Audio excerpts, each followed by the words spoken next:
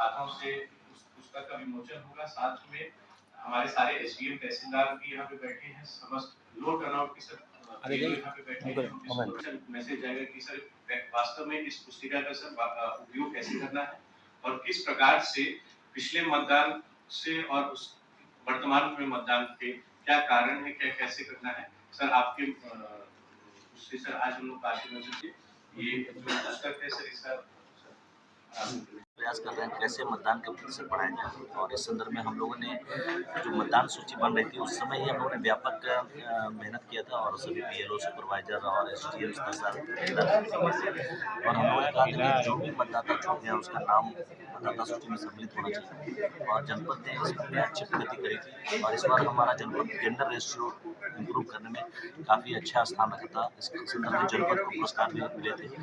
अब हम लोग का प्रयास ये है कि हम एक अद्भुत अयोध्या नाम से हम लोग एक स्वीप का कार्यक्रम चला रहे हैं, पूरे जनपद में ये लागू करेंगे। और हम लोग का प्रयास होगा कि जहाँ पे मतदान का प्रतिशत कम था उसको कैसे हम सिस्टमिक रूप से उसको बढ़ाएं, कैसे क्या समस्या थी, क्या सब विसंगतियाँ आती है, क्यों लोग वोट नहीं डाल पाते हैं। तो हम लोगों ने बहुत डिटेल रूप से सर्वे किया है और बैठक करी है एसडीएम तहसीलदार और बीएलओ और सुपरवाइजर के साथ कि कैसे आप डोर टू डोर सर्वे करें।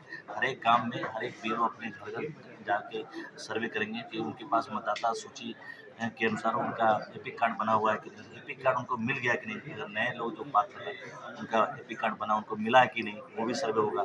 अगर उनके पास जो पुराने जिनके पास एपिक कार्ड है अगर वो खो गया है तो उसका क्या विकल्प है, क्योंकि हमारे पास 13 आईडी कार्ड होते हैं जिससे हम वोट डाल सकते हैं मतदान के दिवस में। तो वो कौन कौन से विकल्प है हमारे पास।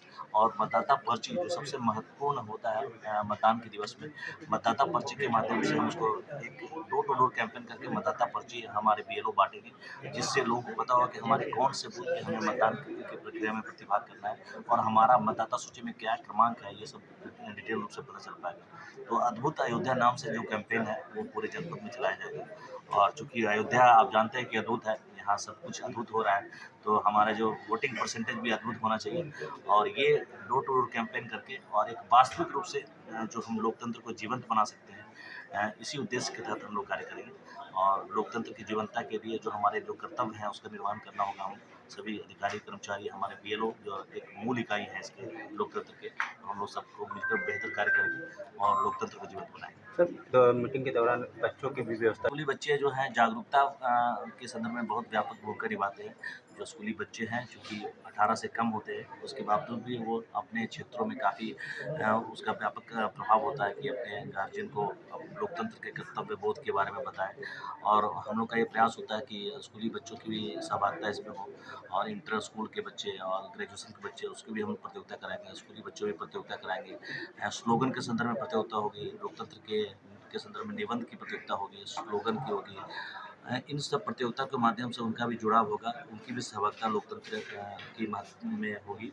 तो ऐसा करके हम उसको महत्वपूर्ण रूप से योगदान करेंगे। और सबसे महत्वपूर्ण जो हम स्लोगन प्रतियोगिता कराएंगे उससे जो चित्रकला जो प्रतियोगिता कराएंगे उससे जो रिजल्ट निकलेगा और जिन बच्चों ने अच्छा परफॉर्मेंस किया है उसको हम पोस्टर और बैनर के माध्यम से पूरे जनपद में उसको हम प्रसारित करेंगे, जो लोकतंत्र जागरूकता के लिए अच्छा कदम होगा। सर बीएलओ जो अच्छा काम करेंगे। हम लोगों ने कहा कि हर एक कार्य में जो अच्छा करते हैं उनको प्रशंसा मिलनी चाहिए। उसको हम लोगों ने एक पुरस्कार राशि भी मिलेगी उनको। और जो हम मेथोडिकल रूप से हम लोग करेंगे कि पिछले चुनावों में क्या वोटिंग परसेंटेज था, उनकी मेहनत से कितना वोटिंग परसेंटेज बढ़ा है, वो हम पूरा एक डेटा तैयार करेंगे। और जो बेहतर कार्य करने वाले हैं हर एक विधानसभा क्षेत्र के 5-5 बीएलओ को और उसी प्रकार एक-एक सुपरवाइजर्स को हम और देखेंगे संख्या के आधार पे कितना बेहतर कार्य हुआ है।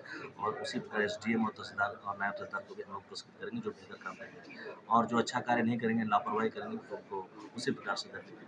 सर वोटिंग के दौरान जैसे कुछ व्यवस्था है जो कि 85 साल से अधिक है और जो दिव्यांग हैं, अगर वो उनकी समस्या बहुत गंभीर प्रवृत्ति की है तो उनके लिए पोस्टल बैलेट की व्यवस्था होती है, लेकिन वो उसका कम से कम प्रयोग किया जाता है तो ज़्यादा अच्छा है। क्योंकि लोकतंत्र जो है हमारा एक पर्व है और एक गर्व की अनुभूति होती है जब हम मतदान केंद्र पे पहुँचते हैं और उसमें एक फेस्टिव सीजन का माहौल होता है। और जब वहाँ आते हैं तो उनको एक गर्व की अनुभूति होती है। मुझे लगता है कि आपने देखा होगा पिछले वर्षों में भी जब मतदान की प्रक्रिया होती है तो एक जो 100 साल के लोग हैं, 110 साल के लोग अगर आते हैं तो उनको एक गर्व की अनुभूति होती है और उससे हमारे समाज को एक मार्गदर्शन भी मिलता है। तो मेरा प्रयास होगा, हम लोग सभी का प्रयास होगा कि वो मतदान केंद्र पर आकर वोट डालें और जो असमर्थ हैं तो उसमें हम लोग जो विकल्प है उसका प्रयोग किया जाए। सर आखिरी सवाल, अति संवेदनशील क्षेत्रों को लेकर क्या नहीं, अति संवेदनशील क्षेत्रों में हम लोगों ने व्यापक सर्वे किया है और सभी बूथ को हम लोगों ने चिन्हित कर लिया है। वहाँ पे हम लोगों ने सीसीटीवी कैमरा, जो हमारे माइक्रो ऑब्जर्वर्स, और चूँकि पैरामिलिट्री फोर्स हमारे प्रत्येक केंद्र में लगते हैं, तो अब एक व्यापक व्यवस्था के तहत चुनाव होती है और ट्रांसपेरेंट चुनाव कराया जाता है और बहुत बेहतर तरीके से निष्पक्ष और न्यायपूर्ण चुनाव हम लोग कराएंगे। ठीक।